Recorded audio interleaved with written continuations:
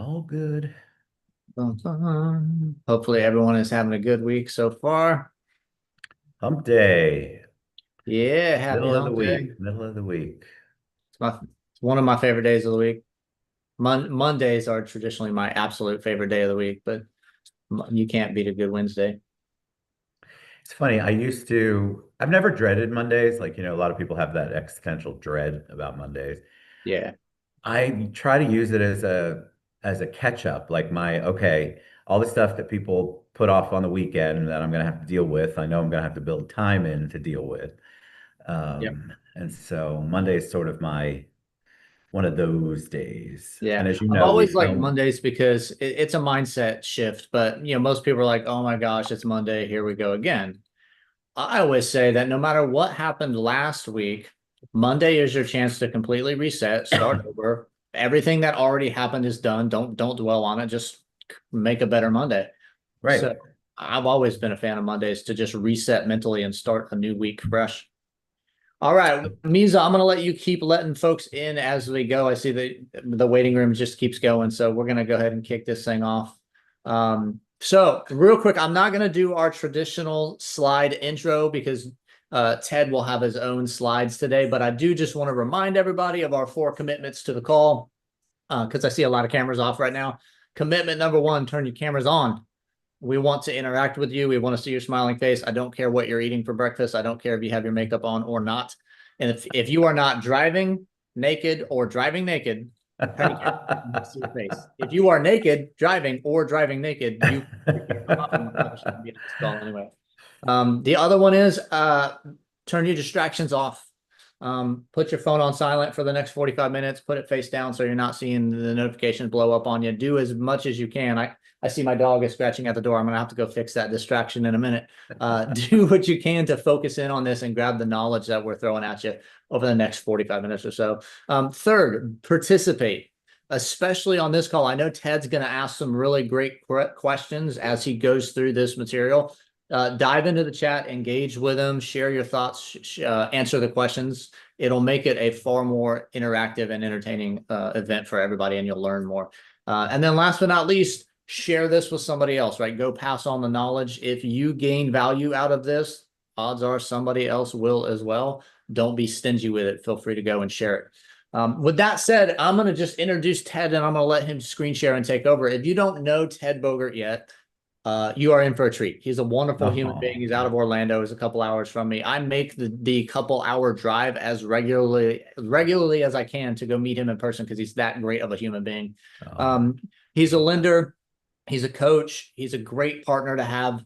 Wonderful, wonderful person. Involved in, gosh, I think every organization in the market in some way or the other. Feels He's like it. looking to add value to people. He's always looking to help people grow. And so we asked him specifically to come on. He'll be on this week and next week, sharing some of the coaching stuff that he has done over the years in terms of how does an agent make themselves better. And he's got a very similar mindset than I do, right? So I've always told you guys, don't pay for something you can get for free, build your business organically, right? There's a lot of crap out in this world that people try to sell you. We're not interested in that. And Ted has a very similar mindset. So I think you're going to find great value in this. And then, as always, we'll drop the link later to the newsletter. So if you need the replay, if you want to watch it again, you'll be able to grab that from the Friday newsletter. With that said, Ted, take it away. I'm going to let All you have right. the screen share and knock it out. Yeah, I'm going to screen share. Good morning, everybody. Thanks for that intro, Walt. That was awesome. Now let's see if I can do the technology side of this and actually share my screen. Wow, it looks like it might have worked. Um, let's see. Can you see it on your end? Oh, good, good, good, good. All right, so my name's Ted Bogert, like Walt said. This presentation, I usually do it in person. It's an interactive workshop. Don't worry, I won't call on you, but if you have comments, I would love them. If you have things you want to talk about, I'd love that. This came out of, Know Your Value came out of when the BBA, the Buyer's Brokers Agreement, first came out and people were struggling. Realtors were struggling to have the conversation. And so the discussion became, what's your value? And because I coach, I'm constantly talking about what your value is, understanding what your value is. So know your value, stand out, sell more, stress less. That sounds beautiful and perfect. I understand that sometimes that's a challenge, but today we're just going to talk about some things, maybe get you to think differently, or at least begin to think about something in a way that you haven't thought about before. I'll share this next slide with you. I know there's a way for me to do slideshow. I just have to figure it out. Oh, look. Ta-da. This slide has my QR code on it. So if for any reason you don't get it this go round, I'll bring it up again. And of course, I can share it. Walt can share it later. That gets you to my link tree. If you have a lot of events that you do and you're not using something like Linktree, I 1000% believe that is huge. Has all my events, all my links to podcasts, all the good stuff. I'm a senior business development manager for New American Funding, but that is my money gig. I love coaching. I love giving back. I love advocacy. And so knowing your value, I think, is something that I'm always growing and trying to understand for myself. And so I think it's a good thing for us to do too. All right, so I noticed a error in this slide earlier, but I haven't changed it. You're not just in sales, you're in the confidence business. So today we want to talk about mindset. I know that's a word that gets thrown around a ton, but I want you to think. I want you to really think about where your mindset is in this market, in what you're doing. Understand what your message is and to try to gain momentum from those things instead of mindset always being something you talk about but take no action on. One of the things, and I have to move this over so I can see it. So, value. We talk about value. I think we throw that word around too. And I would love you to think about one word that describes how you feel about your value today. What does value even mean to you? What is it that you think you bring to the table that somebody else does not? And I don't know if I can see the comments section in here, but I would love some input. What's your value? When you're talking to somebody, what value do you bring to them? I mean, I can talk about mine. Oh, we've got chats. Sorry about that. Hi, Felicia. Um, Compassion, Janine. Compassion. I love that. Opportunity, Christian. That's awesome. I think when you think compassion, I love that because that's what we'll talk about that in a Hawaiian shirts, Walt. We'll talk about that in a future slide. But knowing and being compassionate, being something where people will remember how they feel when you leave is a huge value proposition. Instead of looking at you've got 95 designations behind your name, you've got certifications out the yin yang. People want to know, they want to feel something when they leave and they want to feel good. Knowledge, compassion, love for your clients. I love that. Calmness. Of course, in this market, that's a great one. Calmness. You want to be calm. You want to be the calm in the storm. That's a huge value because this is a giant transaction we're talking about when we're talking about buying or selling a home. Confidence for sure, Felicia. And we're going to talk about that one in a minute. Great job, guys. All right. Sorry, I got to move us around. Funny how the screen's set up. Why does this matter? Why does it matter that you know your value? What do people buy? Do they buy your real estate company? Do they buy all of the things that you post with your just sold key on social media? What is it that people buy from you? Why does it matter knowing your value? And that goes back to the things that you talked about before. You're the key to all of this. You're how you are. There's nobody like you. You're unique, and you bring a unique set of values to every discussion and every transaction that you do and every relationship you build. So understanding why, understanding your why and your value, if you don't understand it, you can't communicate it properly to somebody else. What would you say your biggest strength is that people overlook? Something that people might not know about you that's a strength, maybe something that drives you. People buy you and how you make them feel. That's right, Walt. What is a strength that people don't know about you? I'll give you mine. I feel like I listen really well, and people might not know that. I'm a great listener. You wouldn't know it because it's not like I go around parading the fact, hey, I'm a great listener, come talk to me. but it shows in all of my relationships and the discussions I have and the meetings that I have and the presentations that I do. I can listen and engage and really not be distracted and hear everything that you're saying. And I do it and then I respond. So for me, listening is something that people wouldn't normally say, wouldn't be an out loud thing. A lot of people say, "Oh, Ted, your biggest strength is your jackets or your shoes or your brand. Your biggest strength is that you're not afraid to talk to anybody in a room." I feel like it's listening. So if you all have one, good at putting pieces and processes together, huge. Everything's a puzzle in our market. That's great. Dedication and empathy. Absolutely. People don't think about those things. They think transactional. Ted's ears are as big as hard. Oh, you know what? They kind of are as we get older. This also drops your ears. Thank you, Walt. People are going through this giant puzzle, and who are they looking to? Who's holding all the pieces together?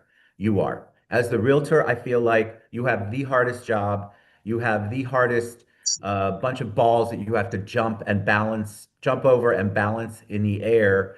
Lenders have one role. You all have to take care of everybody in the transaction. You have to communicate with everybody as part of being your best advocate for your client. And so, yes, I believe knowing your client's needs before your own, or putting your client's needs. That's great, Felicia. Absolutely. That's really, really good. And they wouldn't necessarily know that. That's another thing. People don't know the sacrifices that you all make because you don't get paid until the transaction closes. And a lot of people still to this day don't know that. All right, I'm trying not to talk too fast, but I got slides. All right. So how do you stand out? You don't need to be everywhere all the time. You don't need to be copying other people for what they do. You need to figure out how you stand out. What is it? What value to bring? What do you do in your marketing, in your building relationships, in your maintaining relationships that sets you apart? When you sit down for a listing presentation or a buyer's presentation to discuss whether you're going to represent them or not, how do you stand out? Because there's a lot of other people. It's a very competitive market right now. There's a lot of people out there. I know on the lending side. I mean, if somebody has had the third or fourth try at getting the deal done, and I love to be somebody who they consider. But how do I stand out? The listening for me. I really do take time to listen to what they have to say. But you have to be able to talk about that. You have to be able to know that. And you can't rely on things like, well, I posted 4 posts today about I have 4 listings and they just went live. Isn't that enough? Isn't that how I stand out? No, that's what everybody's doing. That is what everybody's doing. I'm not saying you shouldn't do it, but you should think about how you stand out and focus on that, hone on that. There's a lot of people, Walt might be one of them. I can't remember if we've had this discussion on our podcast. A lot of people believe that you need to get outside your comfort zone. I believe you need to figure out your comfort zone first, hone that craft, focus on the things you're super good at, and then you can get outside your comfort zone. But that's a great way to stand out. Donna asked, how can you convey that you are an active listener other than reiterate their speak? So great wording. So how do I do it? I literally will do the reiteration back, right? We're taught that. But I also have solutions. I'm quick on my feet. For me, I'm quick on my feet. If you tell me a problem, I absolutely will have some sort of solution or multiple solutions for you. I'm going to tell you that I can tell when someone is listening to me or when someone is just trying to get me to shut up so that they can respond to what they're saying because they want to hear themselves talk or they have an answer. I've got an answer right now. Being a husband, my wife has told me over the years, something I have to learn is that I don't always have to solve everything. I need to listen. I need to hear what she's saying. And then if she asks me to solve it, great. It's a little different here because you have a client who's going to pay you to do the things that they need get done for their homes. But you do that too, Donna? I saw one up here too, sorry. Echo, reiterate, use if I'm hearing you correctly. That's correct. I think that's what Donna was asking too. Say that back, Walt. Say it back to them, echo it. Because a lot of times, if you're not actively listening, you heard it wrong. You definitely heard it wrong. Remember, you have all of your own filters that are filtering in this information. So you would be taking in information and processing it, and it's not anything about what they said. You're not even hearing the message. You're only listening to the words. You really have to understand what's being said. So for me, that's what I do. That's my thing. The listening is so critical to me. All right, sorry. Ask questions and challenge some of their thoughts. Yes, you don't want to be a yes person. That's how so many agents get in a problem when they're pricing, when they're doing when they're what the house is going to be listed for. Well, I don't want to lose the deal. It's my first deal in 3 months. Well, if you're $100,000 over, what the market shows, then you're not doing anybody a service.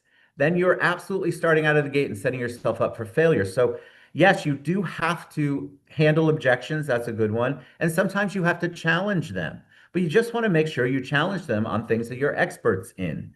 And that's another slide down here if we ever get to them because I'm talking too much. Uh, all right, so your value proposition. I have people who say, I'm a luxury agent. Okay, how many luxury homes have you sold? Not a dang one. Okay, great. I love that you want to put it out there, law of attraction. You want to be a luxury agent.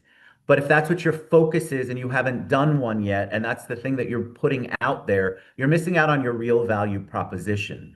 A lot of people grow into that. A lot of people think they want luxury and they don't.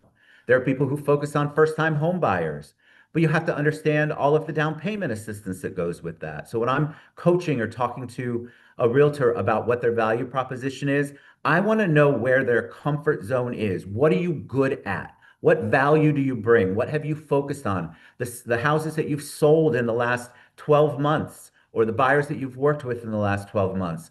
Statistically, what were they? Was it a combination of high end, low end? Was it all condos? I have a person who focuses just on equestrian. So horses, that's all they do. That's literally how they set themselves up. And that has become and developed into their value proposition. So you want to know what your value proposition is. And that's where a lot of times these presentations go awry.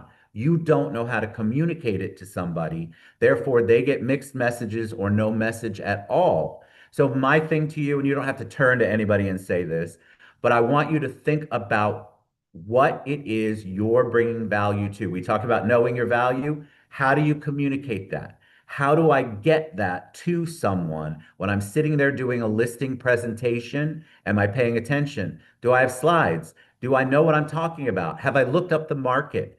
You want to make sure that your value proposition relates to the things that you're good at and that you want to focus on. I'm not saying you don't expand later, but a lot of people are out there trying 25 different things. I have realtors that come to me and they're like, well, I've gotten every certification. You look at their email block, you know them. They've got 9 different 3-letter things after their names, and they're a jack of all trades and a master of none, or a mistress of none. So they don't know how to focus. They think just having all of those things is your value proposition. Well, that doesn't tell me anything about the business you've done or who you are. And I think you need to bring who you are and what you believe in, no politics, no religion, what you believe in into the conversations when you're talking to them. I believe in doing this with your home because of my experience XYZ. It's super important to understand what your value proposition is. Okay, confidence is currency. People follow certainty. They want to know that if you don't know, it's okay. And that's the truth bomb there. You don't have to know everything. Just need to believe in what you bring. And as I do in my particular role, my role is I'm a licensed LO. My role though is people. I don't look at tax returns. I have a team that does that. I don't look at programs. I have a team that runs that. I am building the relationship. That's my currency. That's my confidence. But I surround myself with people, experts, your broker, your team lead, maybe somebody on your team that does something really well. You want to surround yourself with people, and then you want to know where your strengths are. You want to understand where your strengths are. So tell me a habit that you have. I got to switch. If you guys can see my screen, it's wild. One small habit you can do to strengthen your confidence. Here, who here thinks they're totally confident? Who's got confidence? Chris Raines, I know you got confidence. Listen, if you're not raising your hand immediately, not me. Oh no, Patricia Smith, we got to work on that. You are. You guys have a confidence level. You just might not know exactly what it is because you haven't identified what makes you confident. You really need to think about what is it that I'm in this business. I'm obviously selling something. I'm building relationships. While it says how you speak to yourself matters tremendously. This is such a huge, huge deal. Thank you for bringing that up. Every morning, if you wake up and the first thing is, oh my God, I can't believe I have to go to work again. Oh my God, I don't want to deal with the problems I know that are facing me in my inbox. If you treat your job or your vocation or real estate as I have to, I really want to encourage you to just change the one word and say, I get to. Everything that you do, you get to do. This is a privilege. It's a good thing. You get to deal with the 10 problems on your house on Smith Street. Why? Because it's your job and you like what you do. You get to do it. So I want you to think about your focus and change. Get is much more confident than have. I have to. Immediately it says it sounds whiny, not judging anybody. We all go through it. I've had those days. But if you switch to get to, if you switch that and really focus on building that confidence up, let me see. I had a few people come in. I'm not ignoring you all. When you're first starting out, how do you discover what you're good at? That is a great question. I would say you want to first, if you're just started, I'm assuming you just started out in real estate, maybe. So if we want to go that route, I think that's Larry. You have to really take a look at why you got into it. What do you bring? What's your value? Oh, Lawrence, I'm sorry, Lawrence. What's your value? Why did you get into this? Why did I get into lending?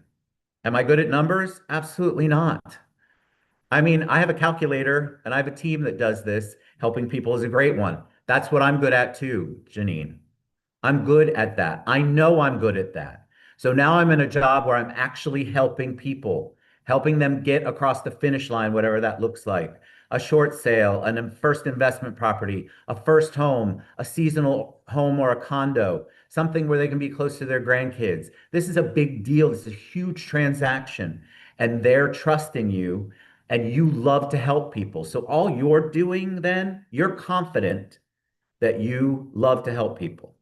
Everything else you build around it. So you focus on that confidence and then you bring people in who can help you with the other part. You lean on your broker, you lean on your team leads, you lean on your corporate trainings, you lean on workshops that Walt does or the coaching that Walt does. You lean into that because you know the ultimate goal and the thing that brings you joy is helping people.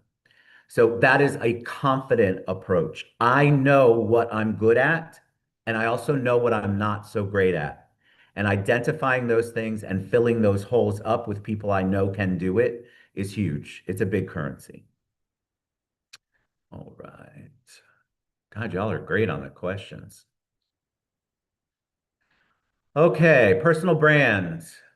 Oh, look at what she did. Sorry, I had my marketing person put this slide together. So there I am with some champagne, which if you know me is sitting off to my right, and I'm gonna have a sip of it in just a minute.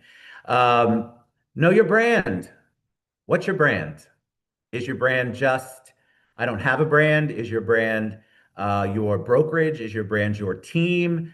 What is your brand? And I know that word gets thrown around crazy, but it's very true. People remember you based on your brand. What's Walt's brand? Well, first of all, Hawaiian vibin', Hawaiian shirts. Everybody knows him. It doesn't have to be a physical thing like mine. I've got crazy jackets usually and crazy shoes, and people just know me for being colorful, but they remember me for that. What do people remember you for? What is it that you want your brand to be? You're the vibe, you're the voice, you're the physical, you're the mental, you're the relationship.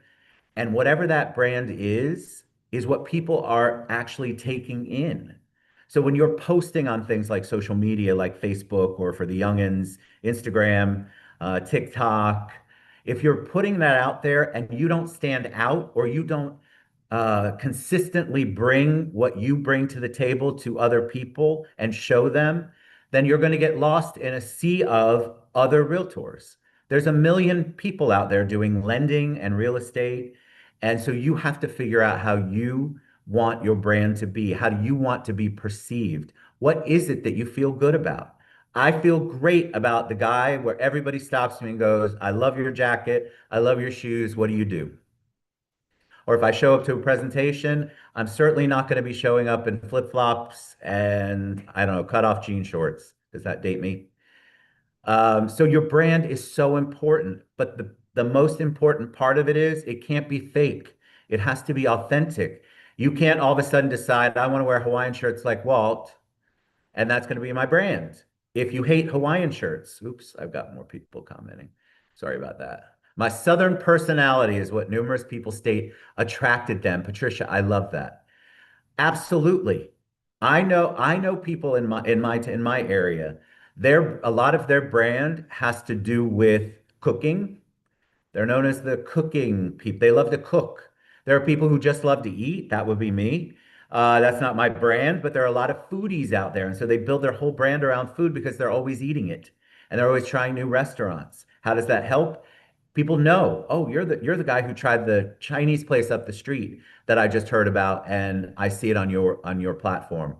So you want to know what your brand is. Somebody said your authentic brand will attract. That is absolutely correct. And I've got one above you. Walt, that's so true. That's why the authenticity is so important. Your brand is you. So if you build a brand and it's fake you, you're going to be exhausted before you're even out the gate. You're going to be so tired of talking about something you don't hate or don't like, don't believe in, don't practice all the time. I'm known for my jackets and my bubbles. So I'll bring bubbles to every single event. I'll bring bubbles to every open house. People know me as the guy who brings bubbles to events. I have no problem with that. Why? Because for me, I do enjoy bubbles, but also it's a fun thing. It's joyful. People remember.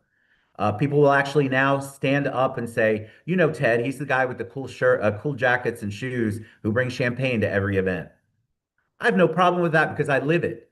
So you want somebody to be able to speak to other people about your brand, and it has to be authentic. I miss Janine said, I'm genuine and real, not fake. You know what? A lot of people think that fake is good. That's why you see these social media posts that are just BS. You know, I talk about this in every single class or workshop. You know when somebody is takes a picture in front of a McLaren in red, I'll use some sort of fancy watch, faux watch, and you know that both of those are fake. You know that that's not their McLaren. You know that watch is not a real watch. And so people are putting out this fake persona and you could look up their numbers, which is what I do when I see people like that. Look, I want you to be, if that's what you want to go for and you're just going to attract, then I'm not going to give you a hard time. But you need to really want it and you need to be able to breathe life into it. But I'll look up numbers and I'm like, wow, you haven't sold a house since 2022. Where'd that McLaren come from? It's a fake profile. It's a fake way to deal with people. Now, if you own a McLaren, come talk to me. I've always wanted to ride in one. I think they're cool. I'm old, so I'm not sure if I could get back out of it since it's so low to the ground. But that being real in your brand is super important. Authentic brand will attract. I wouldn't know anything about. Chris, is that you, Chris? Yeah, Chris has experienced the bubbles. You know, brought that to an event down in Orlando. Going into meeting, is the recording being shared so I can watch later? I believe the answer to that is yes. Walt, oh, you already answered it. So your brand is so important. I can't stress it enough. All right, I'll move on. And if you want to have a discussion about your brand, talk to Walt or talk to me. You're welcome to reach out to me anytime. All right, communication. This is a big one for me. You have to meet people where they need to be communicated. I know agents that will post about how mad they are that their buyers aren't returning a phone call or somebody's not returning a phone call. If when I lead with people, I say your best way to reach me first is via text. I will call you, but if all you do is communicate on the phone and your buyer or seller are texters, you're not meeting them where they need to be.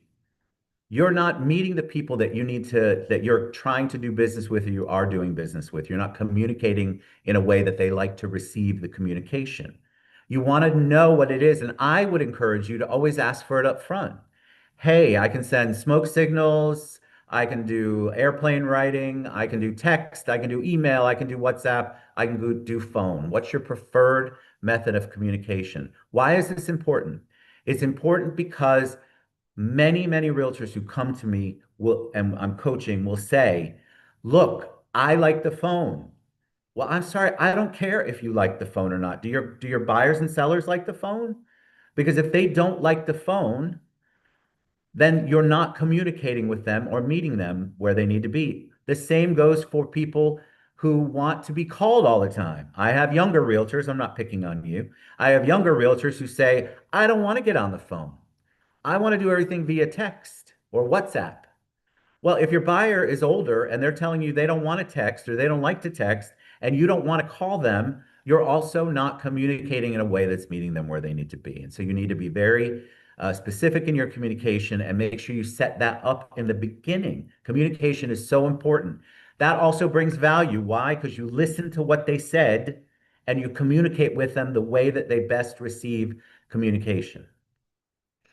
Let's see if I missed. I got 9 new comments. My bad.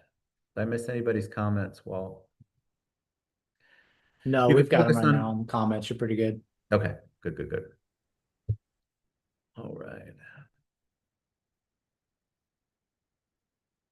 So I like to bring this up because knowing your value also includes understanding how to talk about money with confidence. And I'll spend a little bit of time on that because I think it's important. I have had many realtors come to me and they believe that volume outweighs um, the transactions and or outweighs the commission.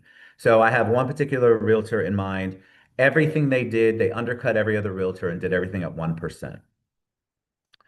And so I don't know where mindsets are, but I'm going to tell you from my perspective that when you set that up, she was basically working 2.5 times harder to get to a 2 point, let's say 2.5 commission or 3%.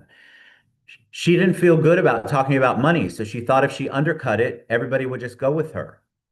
Well, you're still doing the exact same amount of work, but you're having to get 2.5 more contracts or buyers or sellers in order to meet one. If you just felt good about talking about money, everybody talks about money, whether it's a verbal or they keep it internal. You're having some sort of conversation about money, and I want you to really feel good enough to know your value.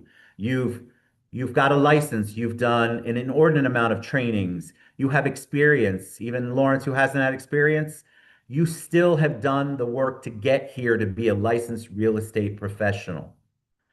It's okay to do and ask for the money that you would normally make. If you're coming at me with a 7% commission, I'm going to tell you that's a little off probably.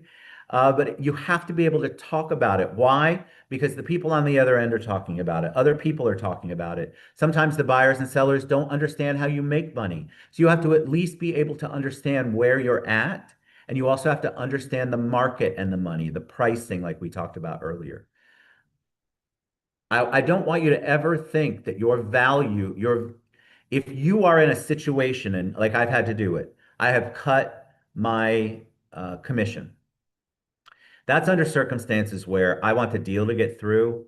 It's not because upfront somebody's asked me to and I've agreed to it.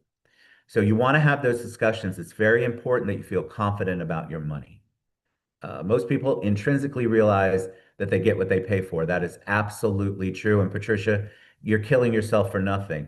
This agent was closing 3 to 5 deals a month and getting what they might make in 2 transactions. If they're lucky, maybe one. I mean, it was wild to me. And so it just took a lot of a mindset shift, and confidence was what really was the kicker. All right, social proof. Who here posts on social media? Is that your primary way of letting people know what you do? Is that your primary way of, I don't know, putting out a listing? There's nothing wrong with that. So people do go to social media. I don't have a slide on here on AI. I do a class on AI though. I think Walt does too, so maybe we should combine on that. Social proof. Social proof does not mean you post about something that only other realtors will see.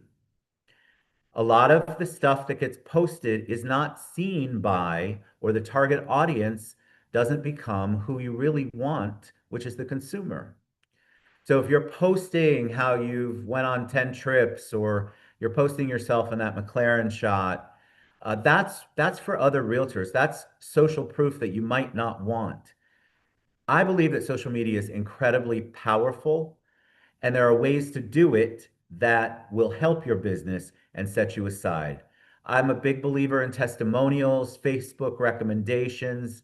Um, I know that people have a love-hate relationship with Google reviews. What you want to do is do something consistently and you want to show the real you. So the social proof has to be proof of where you're comfortable and what you do. If all you do is put just listed or just sold, that's what other realtors are looking at. Most people don't go, oh God, I want to work with Walt because he put up that gold key at the last closing at the title company and he just sold a house. It takes time. It takes a lot of effort. It also takes putting the time into building up not just your brand, but letting people know who you are authentically on social media. Never look at social media from my perspective, never look at social media as a way to just put up salesy stuff. Walt puts up, I keep using you because obviously I see your social media a lot. Walt puts up things all the time that are not necessarily real estate related. He asks opinions. He posts fun things that are funny. Sometimes he'll post a dad joke. All of that is social proof of what? Of who Walt is. So who's going to be attracted to that? People who like Walt. They get to know him. They feel like he's authentic. He doesn't always try to shove business down my face. So if all you're doing on your social media platform is posting real estate stuff, you're missing out. The social proof has to be about you as a person. All right, I know I'm getting low on time. Never forget you're the expert. Lawrence, even if you're not the expert right now, you are the expert compared to the consumer. Even if you're just starting out, you're the expert. You want to own it. Walk into every room and know, I'm a great realtor. Why? You got to know your why. If you walk into a listing presentation, you've got to know this is the best presentation because I'm the key to it. My work ethic, my commitment to you, what I do for you as a realtor, what I'm going to do for you to market your house. You're the pro. You're going to go in there and own the room. I want you to know that every single time. And the only way for you to know that, Lawrence, the only way for you to know that is to believe in it and understand what your value is. Your value is not just a pretty presentation.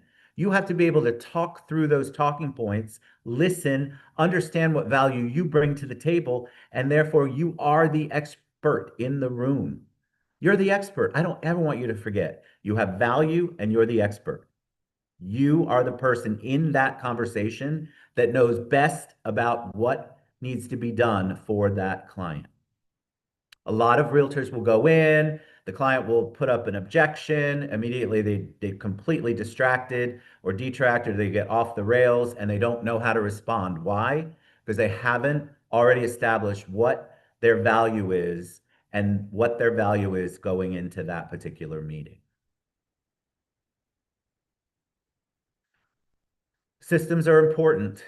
I just want to, this isn't necessarily a know your value, but I did promise Walt I had this in the thing. So systems, who here uses a CRM?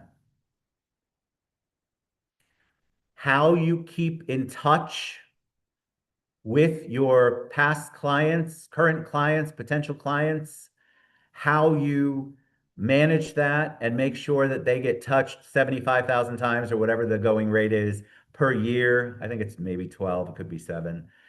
How often you are doing that and how often you communicate with them, even during the transaction, is critical. I have an agent that I coach now who came to me with 600 past clients, 600 or 700.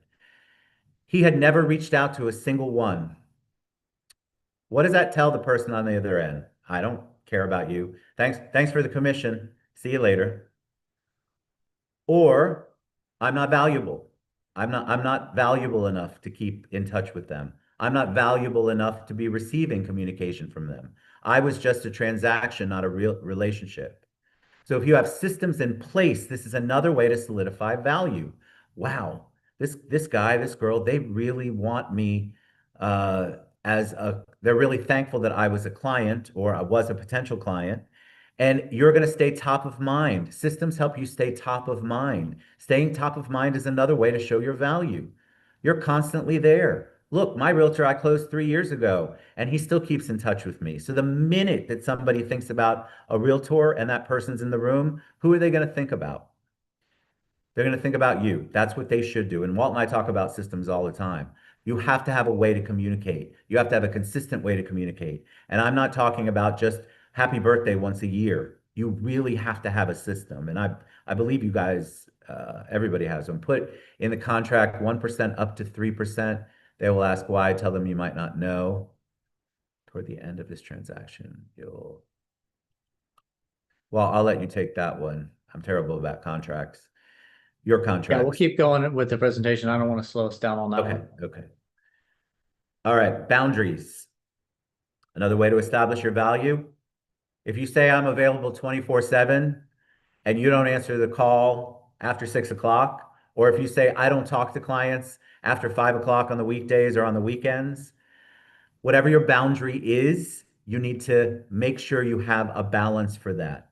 Knowing and understanding the value that you bring means that you have communicated to them, look, if you're freaked out at 11 o'clock at night, I promise you I can handle that at 7 in the morning, if that's your boundary. I tell people all the time, I'm guilty of this. Contact me 24/7. Well, I had somebody reach out to me at 11:30 the other night, and I'm old and I was fast asleep. So they got a call the next morning. Set your boundaries. Set your boundaries and communicate those to your people. Again, this is a way of showing your value.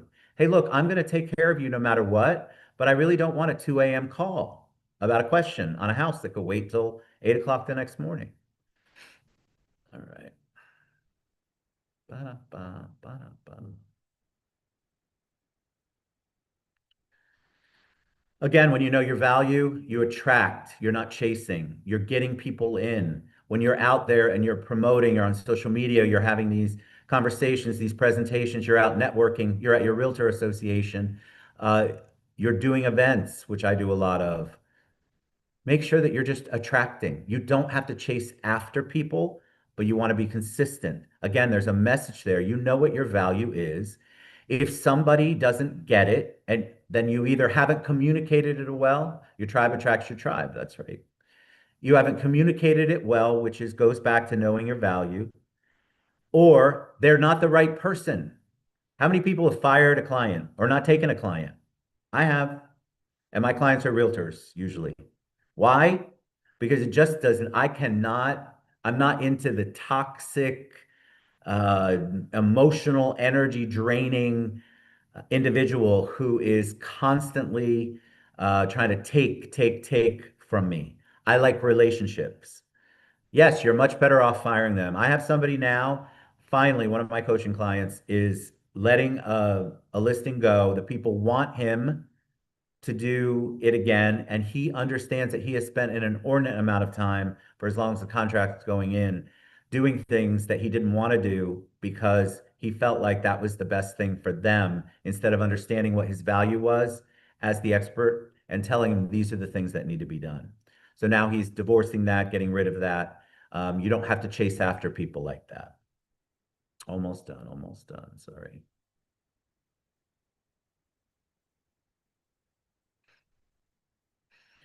All right, so I love this slide for many reasons.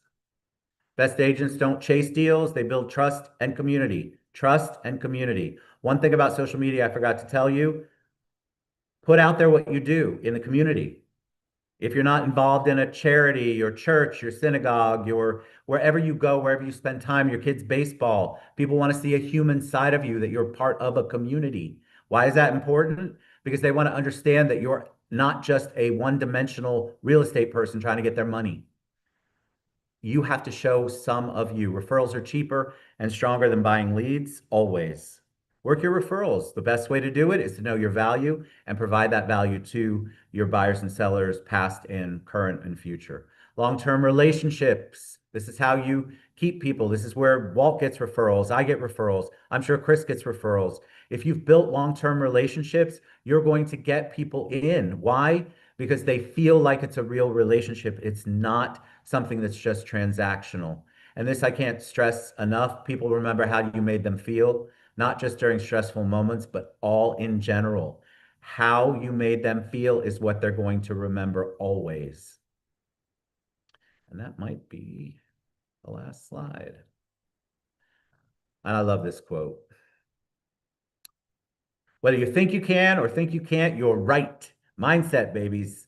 Mindset. It's what I tell my kids. It's what I tell my clients. It's what I talk to when I do any kind of workshop. Your mindset matters. And it's so important. The way to keep that mindset going, the way that to know that and feel confident is to understand what your value is. Ba, ba. All right. Market shifted, right? Walt and I talk about this every week. It's always going to change. There's always something going on. So I want to encourage you to show up boldly, show your value, build relationships intentionally, communicate, protect your peace, know your worth. The agents who win long-term consistently bring value. What's the key here? You are the key. You're the unique person. You can do this, and I know you can because I have seen realtors who struggle. And the main reason they struggle is because they don't understand how to communicate what their value is when they're sitting down with a potential client. And that, friends, is the end. Ta-da! Awesome.